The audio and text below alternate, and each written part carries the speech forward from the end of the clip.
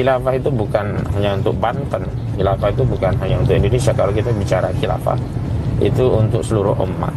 Terlepas bahwa khilafah nantinya punya yurisdiksi atau wilayah negara di satu titik dan kemudian akan meluas di seluruh wilayah yang lain, sebagaimana dahulu daulah Islam yang pertama dipimpin oleh Nabi SAW ada di Mekah, dipimpin Nabi, di Madinah maksud saya, dipimpin Nabi, kemudian meluas, melakukan futuhat, penaklukan ke Mekah, dan kemudian sampai ke Syam, jadi era para sahabat, Syam, Palestina, jadi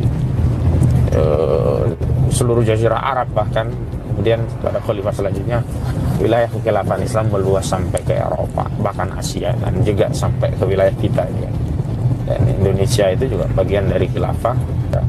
Kepemilikan atau eksistensi khilafah itu bagi seluruh kaum muslimin. Artinya begini, kalau khilafah itu sudah berhasil ditegakkan di suatu negeri, maka haram bagi kaum muslimin di negeri-negeri lainnya untuk menegakkan kekhilafahan. Karena sudah ada ya, karena ada hadisnya ya, idza bu'i ali khalifataini faqtulul akhira minhuma. Apabila dibayat, diangkat ya dua khalifah pada saat yang bersamaan, maka bunuhlah yang terakhir dari keduanya. Artinya memang kaum muslimin haram ya berpecah belah. Kaum muslimin mewajibkan bersatu di bawah satu panji Islam, satu negara dan satu pemimpin. Sampai dikabarkan dalam hadis tadi, idza bu'i'a li khalifataini faqtulul akhira minhuma. Apabila dibayat, ya diangkat jabatan khalifah bagi dua orang, maka yang kedua itu dibunuh. Itu menunjukkan wajibnya kaum muslimin satu kekhilafan, satu khalifah. Maka tadi saya katakan, jika satu wilayah sudah tegak khilafah, maka kaum muslimin di negeri atau di wilayah lainnya haram menegakkan khilafah. Lalu apa tugas, kewajiban dan tanggung jawab kaum muslimin di negeri atau wilayah lainnya?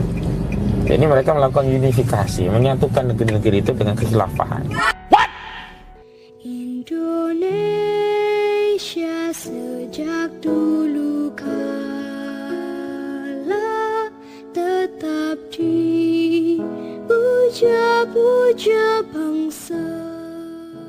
Kalau orang seperti Khosinuddin dibiarkan, capek kita menanggapi mereka tuh. Ayo dong aparat dong. Kalau memang kita meyakini penuh bahwa ideologi HTI itu melanggar di Republik ini, maka ciduk dong para ideolognya. Kalau para ideolognya tetap dibiarkan berkeliaran, ngoceh sana ngoceh sini, menyebarkan doktrinnya, menyebarkan virusnya, nggak bakalan berhenti kita. Terus aja ada orang yang seperti ini. Karena 1, 2 orang, 3 orang, 1000 orang, 10.000 orang pasti bakal ada yang terperdaya oleh ucapan seperti Khosinuddin yang dibungkus segala apapunnya dengan agama, dengan Al-Quran, dengan hadis. Padahal itu jelas-jelas diselewengkan. Makna khilafah, makna khalifah itu diselewengkan oleh mereka. Emosi saya jelas kalau mendengar ucapan Khosinuddin, dan kalian juga pasti akan emosi.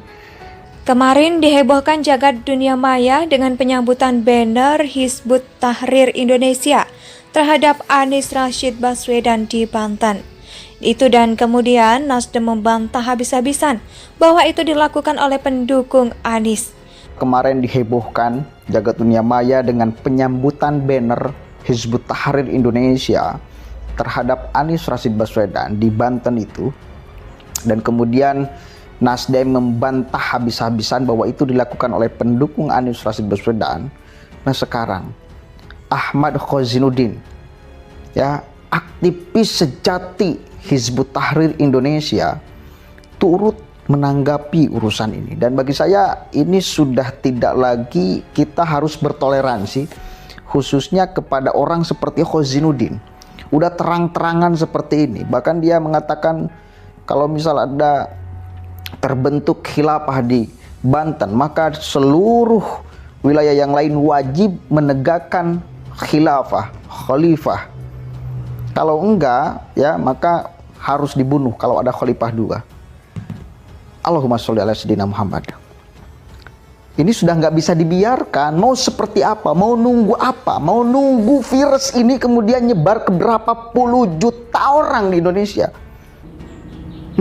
Benarkah? Di dalam Al-Quran itu jelas tidak ada kata khilafah sebetulnya. Yang ada itu khalifah. Inni ja'ilung fil ardi khalifah. Kita harus bisa membedakan itu. Khalifah itu ya kita masing-masing pribadi. Kalau khilafah menjadi sistemnya, kan mereka ingin memaksakan. Sistem itu dipaksakan dimanapun tempat dia tinggal, termasuk di republik ini.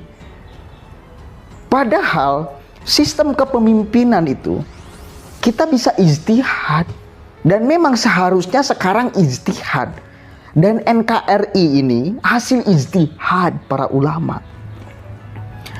Kalau memang apa yang diperjuangkan oleh orang-orang HTI itu juga benar, ya, secara aturan agama, maka semua orang Islam itu akan memperjuangkan itu. Coba saya beri saran kepada Khozinuddin dan kawan-kawannya itu, ya, orang-orang HTI itu, kalau benar konsep Anda itu yakin 100%. Nah, sekarang Ahmad Khozinuddin, ya, aktivis sejati Hizbut Tahrir Indonesia, turut menanggapi urusan ini, dan bagi saya, ini sudah tidak lagi kita harus bertoleransi, khususnya kepada orang seperti Khozinuddin. Tunggu apa lagi? Mau nunggu apa lagi? Mau nunggu nyebar ke berapa juta orang? Virus ini di republik ini. Saya orang Islam. Saya orang Muslim. Bukan berarti kita tidak mau, saya tidak mau kemudian aturan agama diterapkan di republik ini. Yang menjadi persoalan adalah, benarkah apa yang diupayakan oleh Khozinuddin in the gang itu aturan agama yang tidak boleh ada satupun orang Islam melanggarnya? Tetapi kenapa Anda tidak lakukan itu? Tidak membuka dialog, tidak membuka perdebatan. Kenapa? Kenapa justru orang NU yang merekomendasikan untuk perkumpulan Anda dibubarkan? Orang-orang pesantren yang justru minta untuk perkumpulan Anda itu dibubarkan. Kenapa? Berarti ada masalah di sini tentang konsep pikiran Anda yang picik tuh.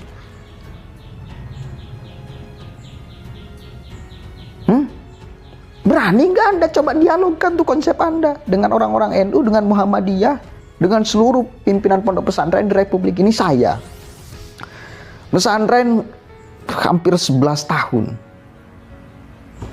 Pesantren tempat saya belajar agama di sana, pimpinan pondok pesantrennya belum pernah mengucapkan satu kalimat pun bahwa keharusan sebagai seorang muslim saat ini menegakkan syariat Islam khilafah. Belum pernah. Udah terang-terangan seperti ini, bahkan dia mengatakan kalau misalnya Anda terbentuk khilafah di Banten, maka seluruh wilayah yang lain wajib menegakkan khilafah. Termaktub di dalam Al-Quran dan Al-Hadis, ya. Pokoknya sudah tidak ada lagi argumentasi yang mampu membantahnya. Kalau Anda sudah yakin 100% itu, diskusikan coba konsep Anda itu dengan orang-orang NU. Diskusikan coba konsep Anda itu dengan orang-orang Muhammadiyah. Diskusikan coba konsep Anda itu dengan seluruh pondok pesantren yang ada di Indonesia. Biar yang berbicara khilafahnya itu bukan Anda, bukan cumur Anda dan kawan-kawan Anda. Biar bisa diterima oleh semua masyarakat Indonesia kalau memang benar konsep Anda, tidak akan ada yang membantahnya. Ya, biar yang ngomong khilafah itu harus tegak itu bukan hanya Anda, tetapi NU juga ikut ngomong, Muhammadiyah juga ikut ngomong, seluruh pondok-pondok pesantren yang ada di republik ini ikut ngomong bahwa seharusnya kewajiban kita menegakkan syariat Islam khilafah. Maka yakin kalau seperti itu cara Anda bakal diterima oleh seluruh rakyat Indonesia yang muslim khususnya. Belum pernah. Kalau memang konsep Anda itu kewajiban untuk seluruh umat Islam melaksanakannya, menerapkannya, maka semua orang akan berbicara. NU bakal berbicara, Muhammadiyah akan berbicara, pimpinan pondok pesantren akan berbicara kepada santrinya. Gak usah repot-repot Anda kemudian ngotot seperti itu, gak usah repot-repot. Artinya apa? Memang konsepan mereka itu mentah dan nggak bisa dipertanggungjawabkan secara apapun. Secara dalil, secara konsepnya juga mentah,